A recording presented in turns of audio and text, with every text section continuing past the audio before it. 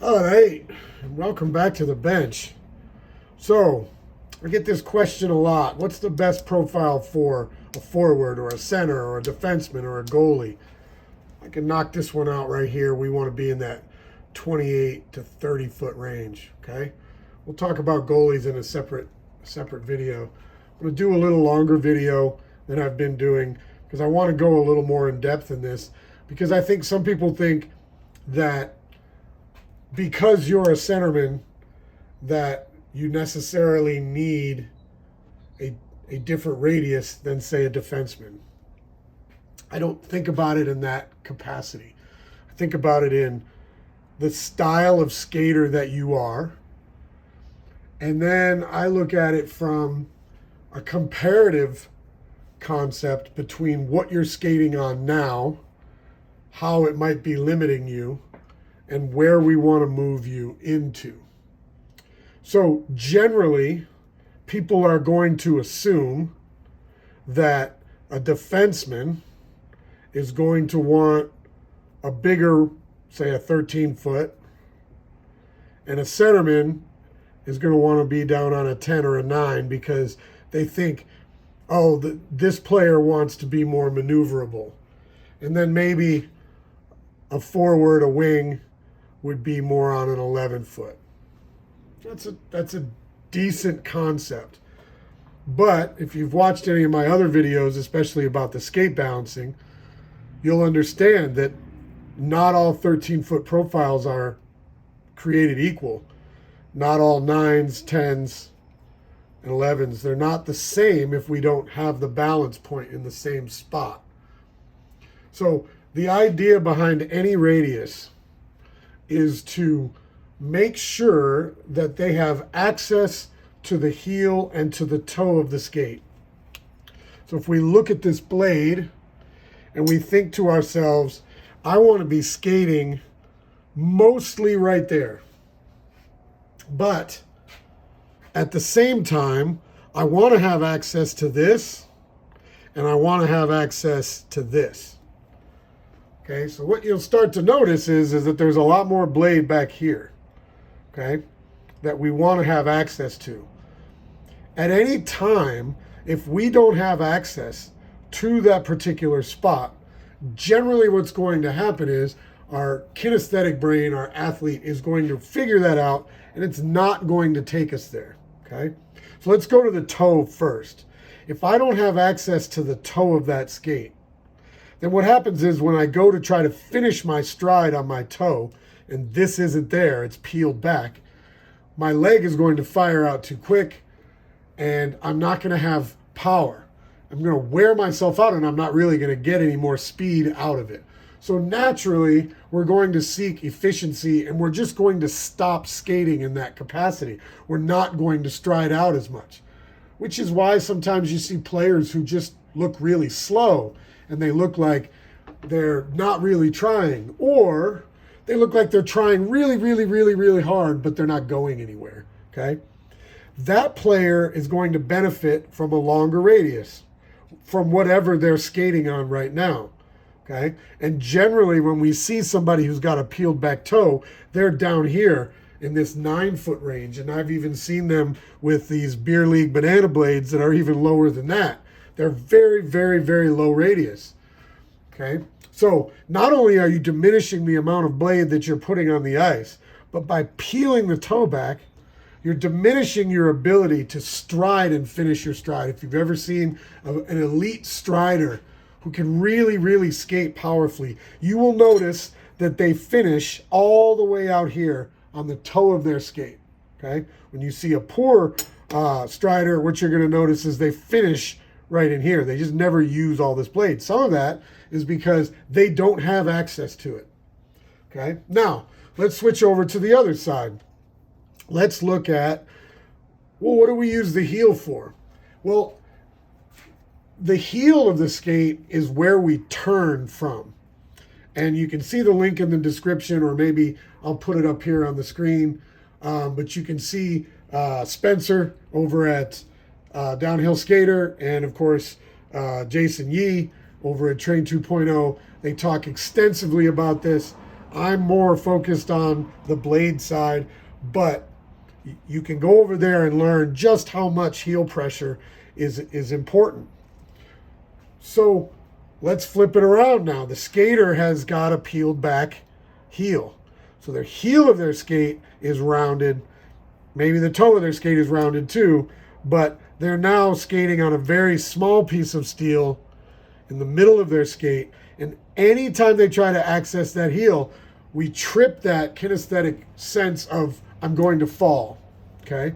So let's go back and talk about, well, yeah, I could see a centerman who's an elite skater skating on a 10-foot that's properly balanced, and we give him toe and we give him heel.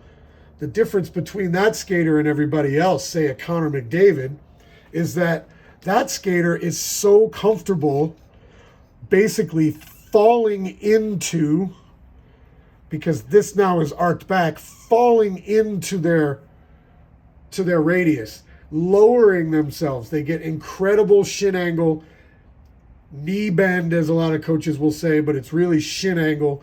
And they're very comfortable feeling as if there's this, it's ever so brief moment of sort of free fall where they can really rock forward onto that toe.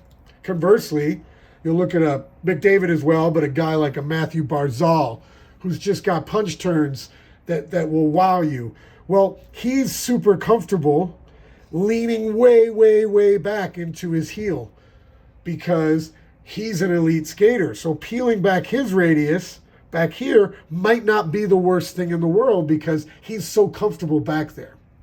But to get to that point, you have to have a radius that makes you feel comfortable, that you can, what I call, sit in your radius.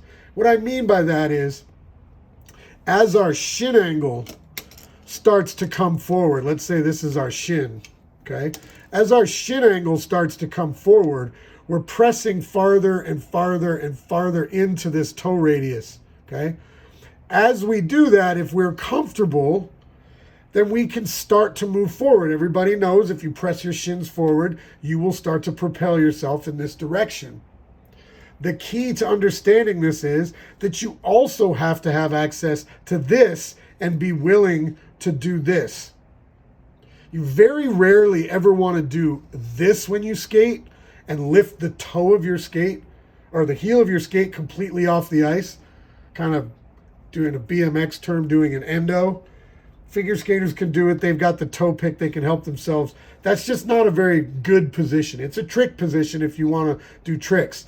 But this position has really become ubiquitous with the best skaters in the world. They are willing to drag this heel, to really rock into their heel, to push into their heels when it comes to making turns. So if we go back to this concept again, we'll talk about goalies later on, but if we go back into this concept,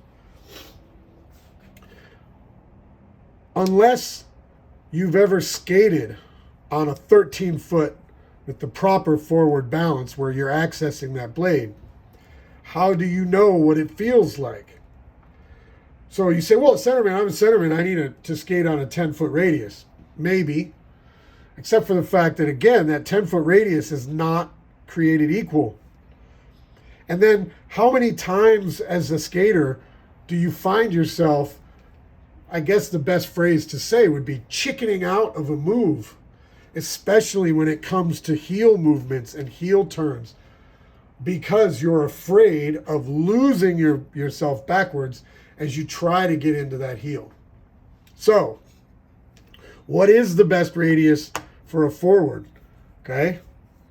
Kind of, at this point, you can probably guess what I was going to say, which is I would start somebody on a 13-foot with a 4mm forward pitch.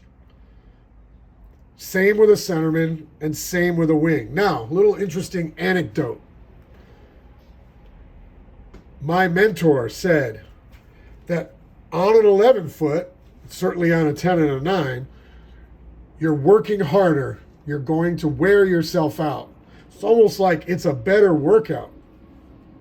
So he said what he would do is put his guys on 11-foot in training camp and skate them and skate them and skate them and skate them. And right before the season started, he would switch them over to 13-foot radius. We're using more energy to go the same distance because we have less blade on the ice. All of a sudden now we get on a 13-foot radius and we're flying down that ice. We got a huge fat tire on our truck, our car, our bicycle, motorcycle. We're really gripping that ice, and we're able to use all that muscle that we built up and that stamina that we built up on the 11-foot in training camp.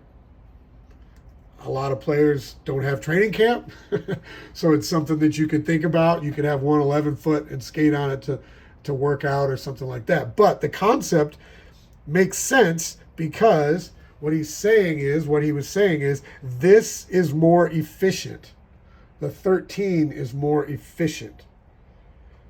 If I'm using fewer strides to go the same distance, I'm saving my energy. Now, let's talk about the defense concept. Well, right? Defense needs to have their skates slightly tipped backwards. Absolutely not. Under no circumstances should any skater be skating on a backwards tipping skate. It's a recipe for disaster in terms of control. It's a recipe for disaster in terms of the power and the speed that I was talking about. And really, most importantly, it's a recipe for injury, and it's a recipe for crashing. So let's just dispel that right now. But these defensemen say, or one defenseman is a stay-at-home, big body player that's going to, man up in front of the goal a lot and bang around in the corners, but they're maybe not going to rush the puck a whole lot. Well, again, I'd like them on a 13-foot, nice and stable, nice and broad radius for them to stand on. The other defenseman is more of an offensive defenseman, a Mercar kind of player. Well, doesn't he want to be as powerful and fast as he can down the ice? How much maneuverability is he giving up for that 2 feet of radius? A little bit. But what he's losing in profile or in maneuverability from that profile, he's gaining back in power and efficiency and stability. Again, I'm not saying that the elite of the elite aren't capable and efficient skating on a 10-foot, 9-foot radius. What I'm saying is that the best radius is the radius that gives you access to the heel and toe, is powerful, is stable, and is efficient. That's the 13. Absolutely. And then as a practical matter, when we are taking a look at what radius to start with, if I grind you a 13-foot, and then we decide I want to take you down to an 11-foot, well, really what I'm going to do is I'm going to peel here and just blend in this center just a little bit. That's not a problem. What is a problem is if we start you on a 9-foot, and then that's more humped if you can visualize that. And then I say, well, I want to take you down to a 13-foot. Well, now what I'm going to have to do is knock that hump completely off. So what I'm going to get is a blade that looks very high on the toe and high on the heel and skinny in the middle. We're running out of blade. We're just flat out running out of steel. As we sharpen this center part of the blade is going to get lower and lower. So eventually we'll get to the point where it's so low where we're going to boot out. We don't ever want to do that. We really need to change our steel out before that. So as a practical matter, we start high and we move down lower as the player progresses. Now, that could be a progression from day to day if they're trying out and kind of doing a fitting and saying, let me run the gamut of different profiles and we'll see which one I like the best. That could be from season to season as they progress, or as they start off with younger players and move their way up into expertise. The beauty of what I do, though, with the balancing is these balance points remain the same. And if those balance points remain the same, we are truly comparing apples to apples. Because when I switch you from a balance, specifically balanced blade from an 11 to a 13 and their balance is exactly the same, you know that we are isolating the radius, and they're sharpened the same, and the ice conditions are similar. We are isolating the radius, and the player can actually feel what's different between the 13 and the 11. Now, as a little anecdote, another anecdote, I worked with a player who is playing in the juniors, and he was training at our rink all summer long with his coach, and they were doing speed testing. We did exactly that. We got him an 11 and we got him a 13. And over the same distance, he was not only faster on the 13, but he took fewer strides. So, again, the idea is we're trying to maximize what our blade can provide for us. Okay? A lot of times you'll hear people say, well, the center is playing more in a phone booth than they're really? Well, last I checked, one of the phrases that you hear to describe an elite center is that they are a 200-foot player. What does that mean? It means they're skating from behind the opposing net to back behind their net. They are supporting up and down the ice. They are manning up with their center who's cruising all over the ice. They're patrolling that neutral zone, whatever their coach has set for them as a role. But they are a skater first and foremost. Okay? They are not always quick twitch playing in a phone booth style players. Now, the best of the best, and even at any league, you're going to see that is a center, right? That's somebody who can really skate. You have generally your best skaters at the center. So again, I'm not opposed to them skating on lower radiuses if they can handle it. And most importantly, if that radius is balanced out properly. If it's not balanced out properly, then all bets are off.